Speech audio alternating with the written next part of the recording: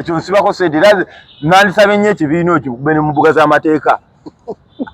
kooti emulagire okujja aleeta obukakafu ekisooka obulaga nga Kyagulanyi ayogera naye proof of communication kwa transaction erimu obukadde 7 ekisooka omuntu yenna ng'oli ku level esobola okuba nga ewanyisiganya obukadde 7 ne Kyagulanyi wadde okuba nga aliwo proof of communication eraga nti amasimu gammwe googera nenga ozanyira ku brandi z'abantu booto ng'okola akatembayo olw'okwononya sympathy vote olw'okwononya ekyo kiba kikyamu ekisooka kino nja kyogera nga sikirumamu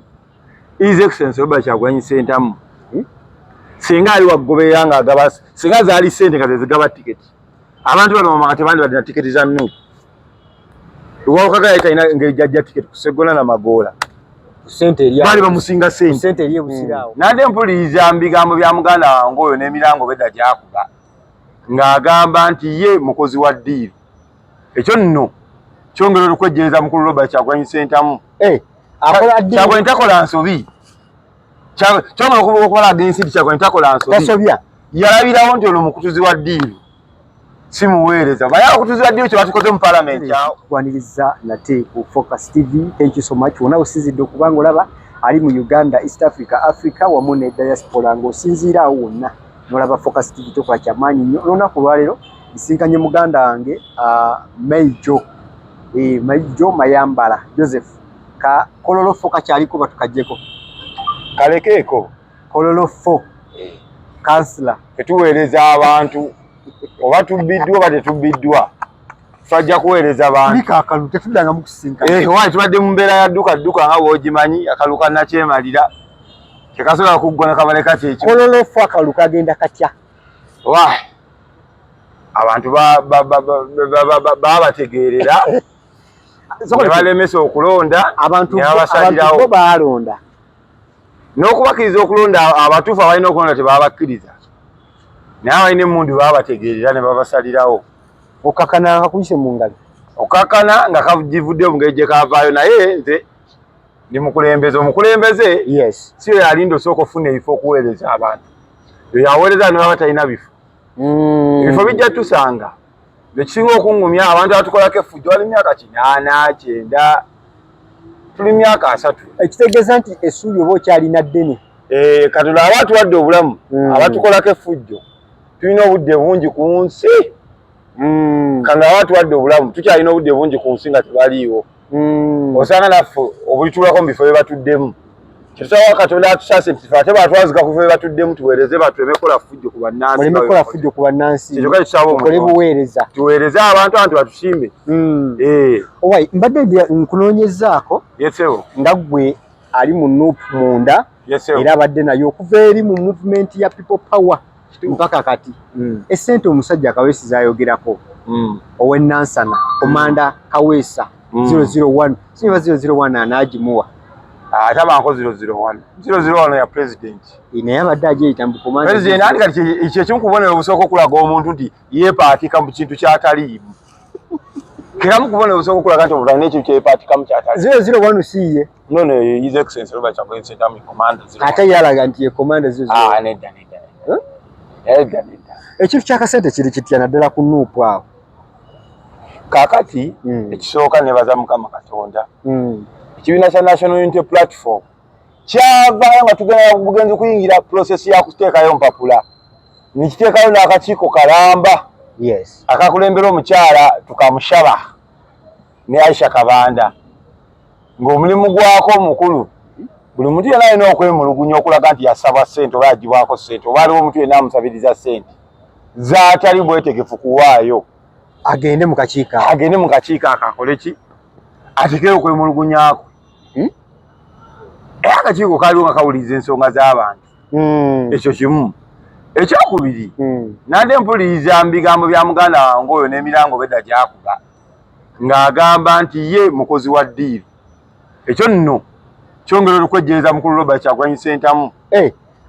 Kyagulanyi takola nsobi kyongera okukola agensi nti Kyagulanyi takola nsobi yalabirawo nti ono mukutuzi wa ddiiru simuweereza baye okutuzi wa ddiiru kye batukoze mu palamenti awo be batuukawo enkera ne bayisa ebiteeso ebyekiralo ebitisa bannansi be batuukawo ne balya mu bannansi olukwe be batuukawo ne bayisa ebiteeso ebigasa bo ng'abantu be batuukawo ne bekkiriranya ne Nakyemayiro olw'okuba Nakyemayiro abaddeyo obusente kati mwana tuwize His Excellency Kyagulanyi Ssentamu aba yalengera omukutuzi wa ddiiru n'amwegobako nga bukyayiraga omukutuzi wa ddiiru tuyinza otonda mpuuga omulala waggulu awo musajja mugezi alina eriiso jjoji yalengera omukutuzi wa ddiiru yalaba buloka n'agamba kati nze nanumidde mukulu Kaweesi omusala gw'omubaka wa paalamenti gwonna ng'ogwasa ne privileges bwe walidde ku bukadde 3 standard roughly ke kawumbi kamu n'ekitundu bwe nnyongerako ne milioni 315 ez'emmotoka roughly ke kawumbi kamu obukadde 8 kale bwe nnyongerako ne bwalaawensi tubale obuwumbi 2 that is if tozeewozeeko tozikozeeko ki of which majority batuukawo bakola ki standard loan gye bawa buli mubaka atalina musango mu kkooti ng'oyiseemu mirembe yakawumbi kamu kati omukutuzi wa ddiiru yakulaze nti ye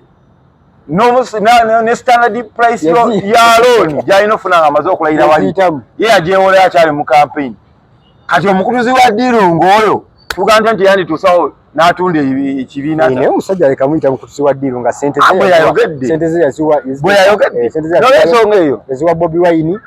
Ezeto n'abakulembeze zetagala abakulembeze ntera okuba nabo nti toteekanga ssente mu campaign eziteekanankana musaala gwo gwa mwaka gusooka ng'owangudde Lwizo n'ogenda kutuka omutima ogenda kwabika omutima biggwe ng'otandise kutunda bantu be bowulira betukwasa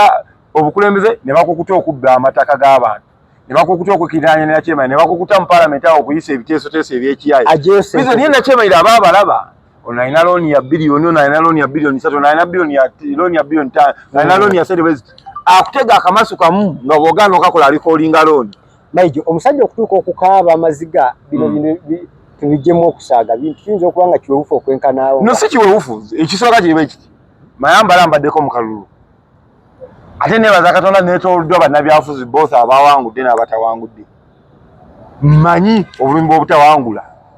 ng'otaddemu ssente ng'otaddemu obudde ng'obadde n'ensobi na buli kimu ffenna twataddemu ekyo kyo tusobola era bwe twalemeseddwa okuyitamu olwa sisitimu eri unfair nabwe tukyanansinga ebiwundu andi ebiwundu tebitera kuwona mu nnaku 2-3 kyekintu ekitone ennyo ekikwetaagisa omwaka mulambo okolaki okulikavalinga ekyo kitegereka buli muntu kyali mu kuyitamu n'ate obulumi bwaffe tuleme bukozesa kukosa balala national platform brand His Excellency Kyagulanyi brand yeekuumye ekoze ebintu bingi alina abantu amukkiririzaamu n'abakoze ebintu bingi ataddewo n'omuwaatwa ogwadresingako emuzeezo abantu baza mbali Blasio Mukasa ekibiina bekyana kikwasa tiketi brand zeekuumye ezewaza ebintu bingi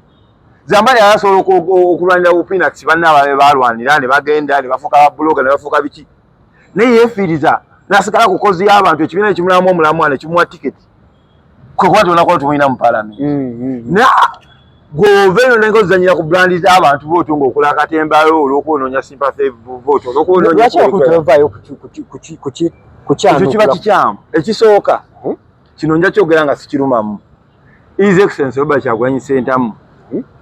singa ali waggoberera ng'agaba singa zaali ssente nga zezigaba tiketi abantu bano mamanga tebandibadde na tiketi za Nuupu Lwawukaga talina ngeri gyajja tiketi kuseggona na Magoola baali bamusinga ssente eri ebusiraawo yali talina ngeri gyajjawo tiketi kwani okubiri tukirire tuvudde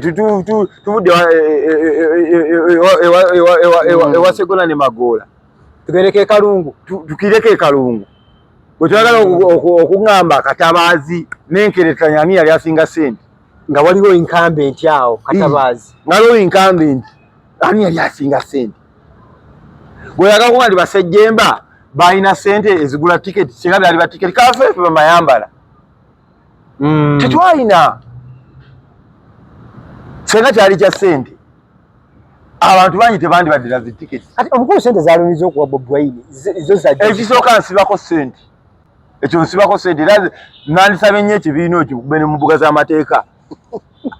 kooti emulagire okujja aleeta obukakafu ekisooka obulaga nga Kyagulanyi ayogera naye proof of communication ba transaction erimu obukadde 7 ekisooka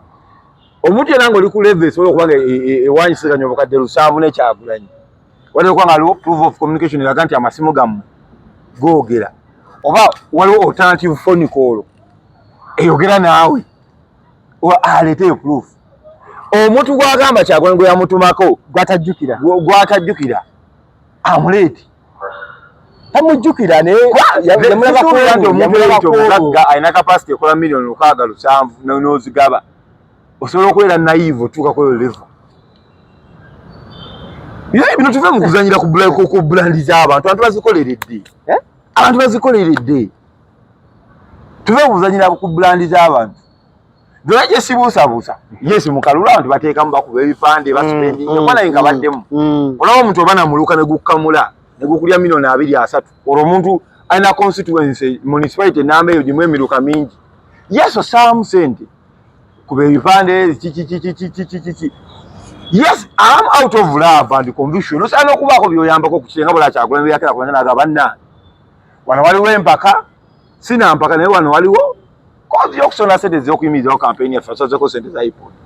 naye abaleeta sente naga nti muleeta za tiketi muleeta za kuyamba ku kibiina okuleeta sente kitegeeza nti ofunye tiketi abanze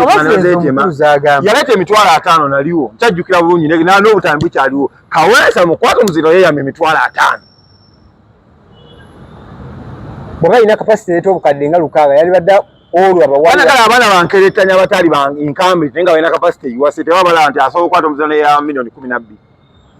12 zambali nti million 5 walokaga nti million 3 omukulu yaleta emitwalo 5 gali 5 ogutali musanvu kwa kyeyasobola naye oli mukwebuuza we yajja amaanyi okuleeta buno 6 lwaga kino nki I'm 100% very sure I'm 100% very sure His Excellency Robert Kyagulanyi Ssentamu tali ku level in negotiating millions 6 na Mutunga Kaweesa tali boboyi mane mumusakitiwa mu Kyagulanyi musayi Kyagulanyi siyo n'omuyimbi gwe twali tumanyi owafu wa Firebase mukwano gwa Firebase buli obeera presidential candidate and also presidential candidate atali third party candidate butuyita possible president level y'abantu abanegotiatinga naawe esooka kuffe kalunako Kyagulanyi president b'amawanga amalala boogera naye covertly naye nga bwe yavuddeyo yasobolodde okwogera ku bukadde olunaku lwaleero Kasuku lwaki tayogedde ku level ya Kyagulanyi gyaliko naye bane ebyakawesa byayogera bifu lwaki bwe ntavaayo wakiri ayogere ku ekyo no nze era ndi omu kubasaba nze simusaana kuvayo kyogerako boogezi nsaba ekibiina kya National Unity Platform buli muyaye yenna avaayo n'alumiriza nti yagulirira tiketi nga teyagigulirira nga tukakasa nti yagigulirira nga era tuli very sure nti ekibiina kyaffe tekimujjanko sente kusonga naye tiketi tumukube mu mbuga z'amateeka ate aleete proof tubakube mu mbuga z'amateeka okusinga okudda ku bulani kiri ekibiina kiri ku musaayi gw'abantu abantu bafiiriddwa obulamu bwabwe bugenze abantu basibiddwa mu makomera twefiiriza privileges n'opportunities nyingi omuntu ova azanyira ku kintu kyaffe bw'otyo okyogerako amafuukule abantu bwe batulina nabba kuba mu kooti tumugayoke kale wewatuukira ku level esaana ne Kyagulanyi musaasaanya obukadde 7 kisooka proof of contact walina okubaawo essimu waliwo ne sente zo eyakubwanga osobola trackinga sente entambula yazo entambula ya sente oyo omuntu ali anonymous gwe bakusirika zikime obukadde 3 olunaku bwe ruti nembutwala system eyo ebeera n'omuntu gwe basindika zikime yakunoonyeza nku sati akubanga amasimu awo proof of contact nti Kyagulanyi wamuwulizaako manya nti zituuse you see abantu balina ebintu ebyekira bye bakola Kaweesa nze nani muwadde amagezi struggle bwekunyiga nsinenya muntu yenna struggle bwekunyiga ogenda n'owanika nsinenya awanise njakubawa amazima gye muli buli muntu yenna awanise musogo temunenyanga kuba naye struggle si nyangu tegeeza bwavu tegeeza olusukusiba tegeeza kutta so omuntu wazanyako kyazanye n'agamba naye bagana embeera enjokyezza zempanisi oyo simunyiigira n'ate omuntu atakola ekyo gwe n'osalawo ogende mu ngeri yakkonjera nakuwaayiriza bintu ku banno nze ate oyo siba na kisa gy'ali nze amagezi ge nandiwadde Kaweesa akolenga banne bonna abalala abalatiifu abakedde ku matya bagamba naye tukozeko kye tusobodde kitwokyeza akatebe katwokyezaako era tugende tukole ku TV asaba President Museveni amuyambe amusasulire ku sente ezo ezali kakati Museveni abantu ekibi balina balozo baye musiru tategeera yetayawula muntu amwagala na muntu azemu kulako ddi oli kisooka ekibi kyabala yakisse kasazi yali yefudde omuzanyi wa comedy useless comedy yakisse bali banyi yayogedde ku TV Muzeeyi amulabe mangu asobole Muzeeyi musiru omuyito oyo Muzeeyi naye anoonya abantu bamugattako kabisa ina kyamugattako si bikonwa Muzeeyi naye anoonya abantu balina kyamugattako komanda zizo zonto alina kyamugattako yamugambye aleeta abaana bonna byatendekanga mu nuupu na foot soldiers bonna baali ku side ye abatwala mwene ale baganda bange to the best of my understanding intelligence ya Museveni ewamu ku bantu gye deploying every ye munu I shall be very honest with you ere manyani aina capacity ekola ki kabisa ina capacity ekola kintu kyonna mwene ale kaweshi ngabe baniza badikula abala naye agende bamwanize obuli mulimu obutandikirako bajja bumuha kyebalina buzibu bajja bumuha naye talina kyamakulu mbw ayina abaana beyatendeka munuupu ebyo byonna tebikola bonna betwalaba ku parade bonna ebyo byonna tebikola babe abatwala abaawa abantu baleke kwesoma baganda bange abantu baleke kwesoma nze kyensaba kyagula nkiri eki nekiriasa National Unity Platform yesaawa abantu abakola zi false allegations esaawa zino bagende mu kooti tugende mu kooti tubasabe baleete obukakafu okay oleete oyo middleman gwe bakusindikira kwa middleman yayina essimu mwawuliziganya yayina essimu tugende mu forensics tuprovinga amasimu ago awo tugende mu forensics tuprovinga amasimu ago senga tiketi yali ya sente sirandi za mbali mulesi ye Nasana yabadde asinga obugagga mulimu abadde balina sente bawakayi babadde nga ba incumbent nga balina sente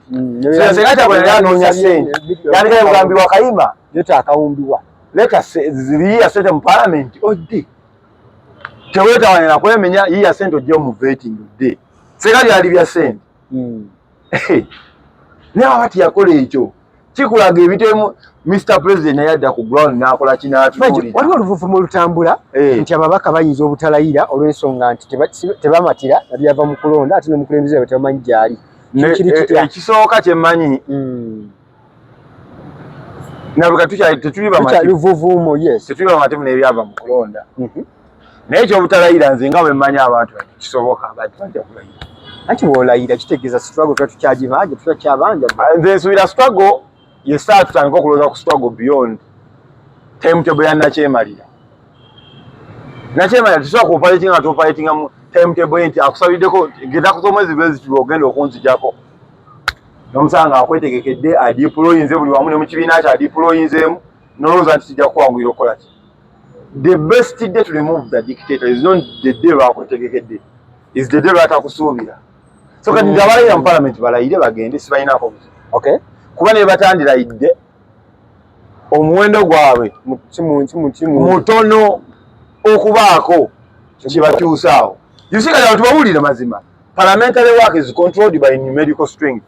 naddala neyaffe e Africa abantu gye batanatandika kwetegerera zikokasi z'ebibiina gye zikyatula zisalirawo abantu it is numerical strength to the big numbers decide kati wano ne numbers zivaawo wano abantu basobola kweroza omukulu w'entebe ayagala kuwulira kyava ne ku numbers wano kati wano kyava ne ku numbers omukulu w'entebe ayagala kuwulira ki kati ne zino ennamba entono eziriwo abantu abalina ku bulooni abakyabanja obusaala bakubira kasimu noga waayi nenze bonkolako sobola ozanya n'ennambazi zo kati nze sinenya balayira abakazi batu ne basajja batu misikini balayire kuba era basinga banaku indala bafune ku sente kubira balayire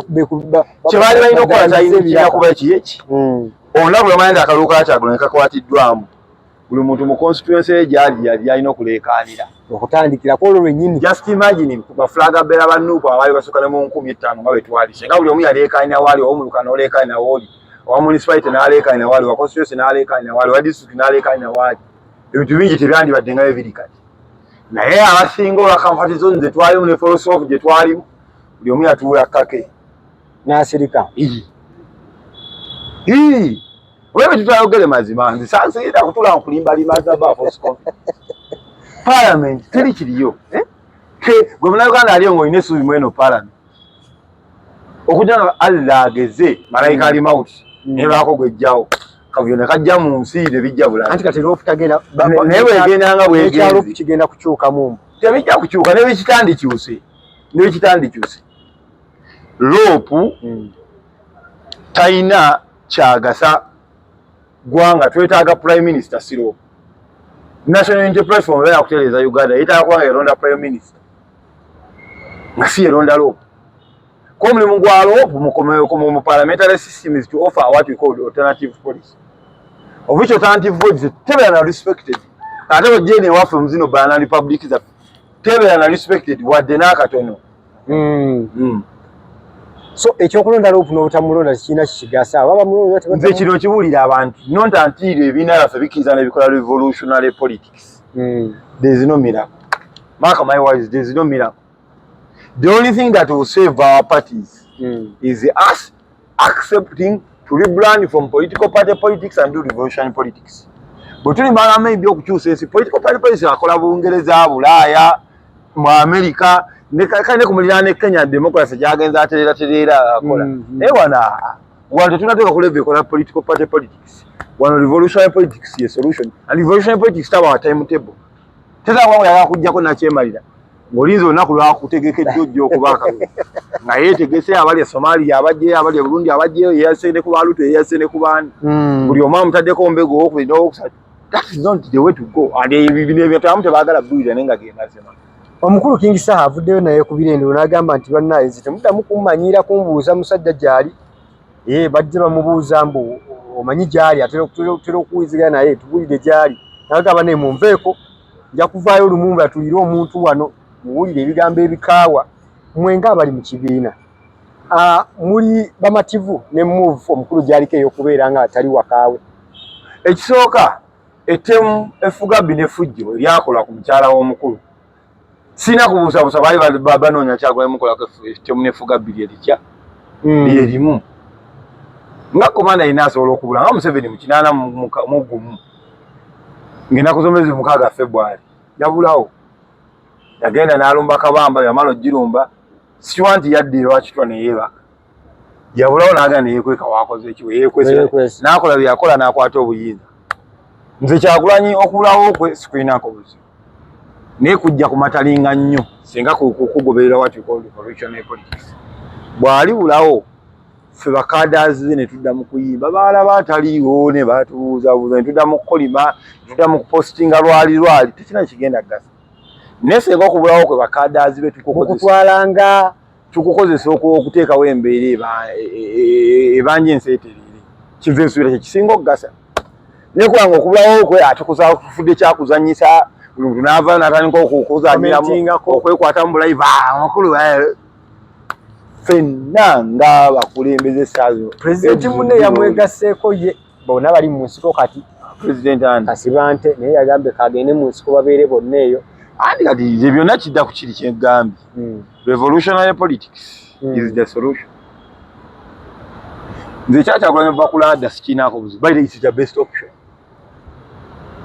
Nze kyensaba. Yonna gyali nga tali kulada. Yes. We have to get serious. Wabeerewo bano abannu member of parliament. Otherwise,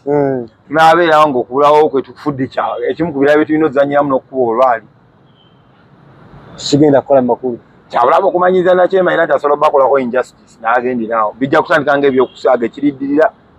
batte omuntu nga tusaaga. Ye era nti mabujja mazima ge era mutandika okugamba munne gundi babuuse no mbyokusaaga.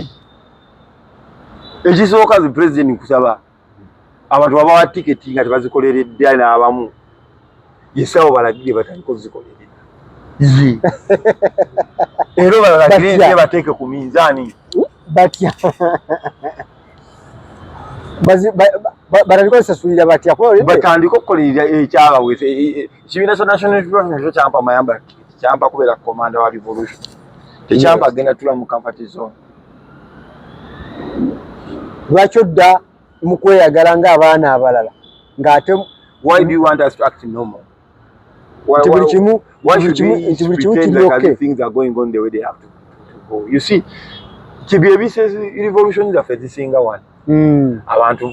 twaganye ekisooka okera kumacha and we act like as if things are normal. Yes, things are not normal. Tetuli mu mbeera za bulijjo. Of course. Yes.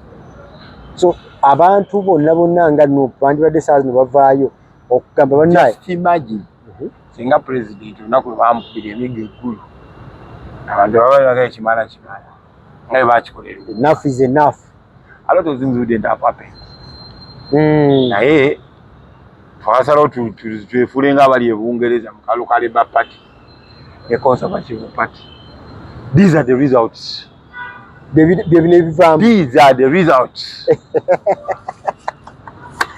Okay,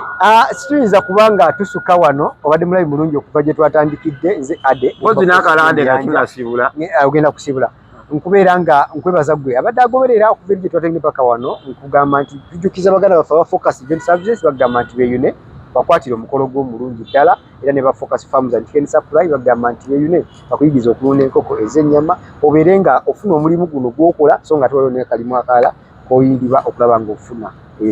kyodda eri ensawo yo. Omukulu Mayijo nga tusibula bubaka buli ki? Mpozi ne kano nga tusibula buno obubaka bugenda kubeera eri ab'ebyokwerinda.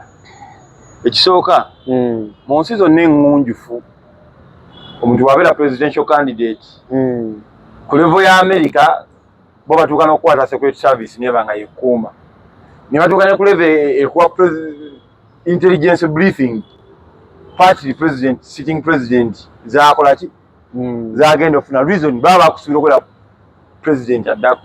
so ne mu campaign olina okumanya interest za America ziruddawo olina omanya wawotaino nogozo nzirudda na biki biki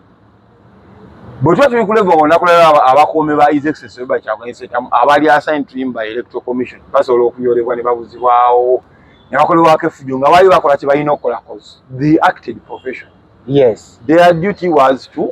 protect the president. Their duty was to guide as per the standard practices of the Electoral Commission. Ng'ensi zonna eŋŋunjufu bwe zikola nti omuntu bw'abeera presidential candidate aba national secretary eggwanga kuba asobola okufa eggwanga nerifuna obuzibu eggwanga neribeerawo tooni oba nerifuna obuzibu oba nerifuna okusoomoozebwa kwonna obaki so nze I would request abantu abo ekisooka mubaleke bakole omulimu gwabwe senga mwanje mwagala bakole omulimu gwabwe mwandikoze the most thing mwandikedde ku makya ne mugamba nti Electoral Commission tediployinze wa Kyagulanyi ne muleka ba bouncer abe n'afuutu soja be ne mukola effujjo olungi nga mulikola kwa bouncer ze n'afuutu soja be naye bwe goberera standard practice gye tusuubira erina okukolwa mu nsi yonna eŋŋunjufu era mwennyini mumuwa abaofiisers abo bamutambulira ne bakola omulimu nga bwe balina ogukola mubateeke mubaleke bakola mulimu gwabwe nze nsuubira tekubangako omusango omuntu ovuganya gavumenti a constitutional privilege ya buli muntu ovuganya gavumenti kasita aba nga agivuganyiza mu mateeka omuntu agenze nanominating mu Electoral Commission eri established by the law era operatinga ku sente y'omuwi w'omusolo. Why do you intimidate people? Abate deploying as abate nti abasirikale ne beetumiikiriza ne beedeploying wakyala security enyini yasayininga abantu abo bakire gyakola kijali. Please bakole kye balina okukola muleka abantu beetaayi tebalina musango kuba ne gye baagera ndi sure si be beedeploying bw'obulamu abateekayo buteesi teri muntu asobola kukwata muntu na mmotoka ya gavumenti n'agivuga agenda akuuma Kyagulanyi okuteyo nga ali assigned by the official security apparatus. Yes. Okay.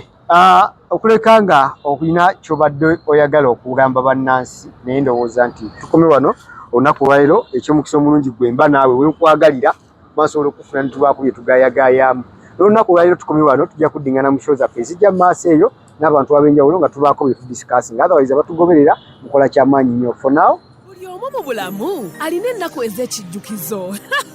kati nno Focus TV yange bazza okufuula ennaku zo ez'ebyafaayo bakwata vidiyo n'okkuba ebifaananyi ku mikolo gamba ng'okwanjula embaga graduations okukyala bano nno tebakoma okwo aba focus group yange bakuguka mu kutimba bakola keeki wamu ne juice omuwoomu nga kuno bagattako okukola graphics ne branding ow'ekitongole kampuni oba bizinensi yo era basange ku kitebe kyabwe ekikulu e Kampala ku Jesco Plaza oba basange ku ofisi zaabwe awo ku Focus House mu Tuba ne ku ofisi zaabwe empya ekiboga mu Town Council ku 2nd Street okuliraana Smarton Hotel. ebisingawo bakubire ku ssimu zaabwe 0757 133 162 oba 0789 020 gwali ku Facebook ne Instagram kebera Focus Group yange ate ku YouTube beba Focus TV yange ya kusubscribinga ku Focus TV yange